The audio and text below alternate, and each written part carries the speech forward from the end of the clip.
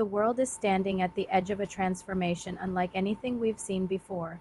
Artificial intelligence, once confined to science fiction, is now reshaping the global economy, rewriting the rules of labor, and redefining power itself. From the boardrooms of Silicon Valley to the factories of China, AI isn't just a new technology. It's a new economic force, and the race to control it has already begun. In 2025, AI isn't something we're waiting for, it's already here. It's deciding what we watch, what we buy, how we work, and even who gets hired. The lines between human decision making and machine intelligence are blurring faster than ever. And while most of us only see AI as a tool, economists are starting to realize something. Bigger AI is becoming the new engine of global growth.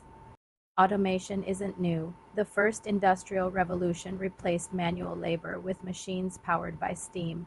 The second brought electricity and mass production. The third gave us computers. But the fourth, driven by artificial intelligence, is different. For the first time, machines aren't just doing physical tasks. They're thinking, learning, and adapting. From chat-gapped writing emails to Tesla cars driving themselves, this generation of automation can make decisions in real time, something economists call cognitive automation, and that has enormous implications for productivity, profit, and global competition. Companies that harness this power first will dominate. In fact, according to PwC, AI could add up to 15.7 trillion to the global economy by 2030. That is more than the combined output of China and India today. And this economic shift is happening faster than governments can regulate it. AI's impact isn't evenly spread. In the United States, the biggest beneficiaries are the technology giants Microsoft, Google, Amazon, Nvidia. They're not just building AI. They're embedding it into the very infrastructure of modern business. Every digital transaction, every cloud service, every line of data now runs through AI-driven systems. The result? A concentration of power and capital we haven't seen since the oil barons of the early 1900s. Meanwhile, in China, AI is fueling something different: efficiency and surveillance. Cities like Shenzhen and Hangzhou have turned into smart metropolises, where traffic, energy, and even policing are controlled by algorithms. It's a system that's both economically powerful and politically strategic. The rest of the world is trying to catch up. Europe is leading with regulation. The EU's AI Act is setting the tone. For ethical governance, countries like India and Brazil are investing in AI education and startups. But behind the scenes, one question remains: who will own the data, the fuel that powers all of it? Every revolution creates winners and losers. In the age of AI, the winners are the innovators, nations, and companies that adapt fast. The losers, those built on routine, predictable labor, manufacturing, logistics, and even finance, are being restructured. Automation is replacing repetitive roles, while AI-driven analytics are replacing middle management. What used to require 100 workers can now be done by 10 plus an algorithm. But new opportunities are emerging. Entirely new industries: AI auditing, data ethics, model training are rising. Experts predict that by 2030, 40% of today's jobs will transform or disappear.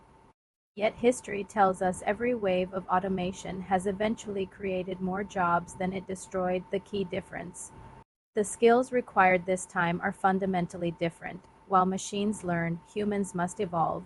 AI can replicate patterns, but it can't replicate purpose, at least not yet. Creativity, empathy, and ethics remain deeply human traits. The future workforce won't just compete with AI, it will collaborate with it.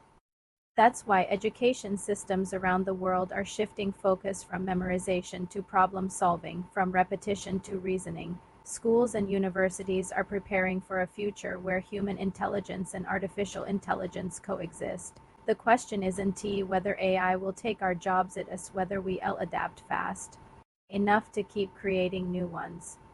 Behind the economic story is a geopolitical one. The United States and China are locked in what many call the AI Cold War. It's a battle for technological supremacy that could define the next 50 years of global power. Semiconductors, quantum computing, data sovereignty, these are the new weapons of influence. Nations that lead in AI will control more than just markets. They'll control narratives, supply chains, and even military capabilities.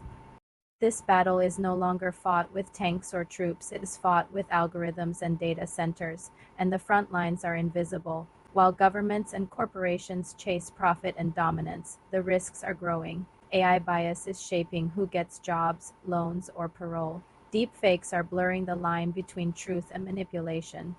And privacy, the currency of the digital age, is being traded away one click at a time. Economists warn that unchecked automation could widen inequality. The gap between those who own AI and those who work under it may become the biggest social divide of our time. If left unregulated, the world could enter an era of algorithmic capitalism, where data replaces labor as the main source of wealth. Despite the risks, the momentum is unstoppable. The global economy is being rebuilt line by line of code. Every business, from agriculture to aerospace, is now integrating AI not because it's trendy, but because it's necessary to survive. Experts believe that by 2035, AI-driven automation could double productivity growth in developed nations. GDPs will rise, but so will the pressure on governments to retrain workers and redistribute. Opportunity. The AI revolution won't be about replacing humans, it'll be about redefining what humans do best. What we're witnessing today isn't the end of work, but the birth of a new economic order, one powered by intelligence, not muscle. In the next decade, economies won't compete on labor costs or resources, but on data, creativity, and the ability to innovate responsibly. AI is no longer a tool. It's a collaborator, a competitor, and in many ways, a mirror reflecting both our brilliance and our flaws. Whether it rebuilds the world for better or worse depends not on the algorithms, but on us. The AI revolution isn't coming, it's here, and every decision, every innovation, and every regulation made today will shape the economic landscape for generations to come. The question is simple: are we building a future where AI works for us, or one where we work for it? Thank you for watching Vectorlog, where we try to bring you the best financial advice you'll ever need. Don't forget to hit the like button, the bell icon, and the subscribe button, and stay tuned for our next videos.